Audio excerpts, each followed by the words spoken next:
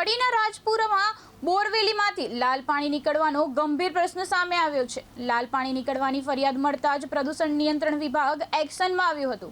તંત્ર દ્વારા તાત્કાલિક ધોરણે 3 બોરવેલના સેમ્પલ લેવામાં આવ્યા હતા।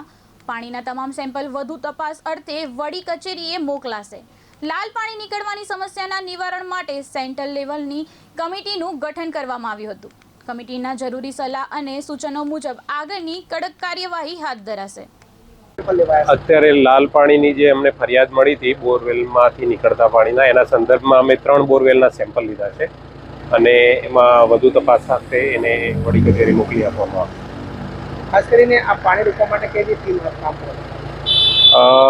લાલ પાણી નીકળવાનો પ્રશ્ન ગંભીર પ્રશ્ન છે અને એના માટે ઊંડાણપૂર્વક તપાસ કરવામાં આવશે।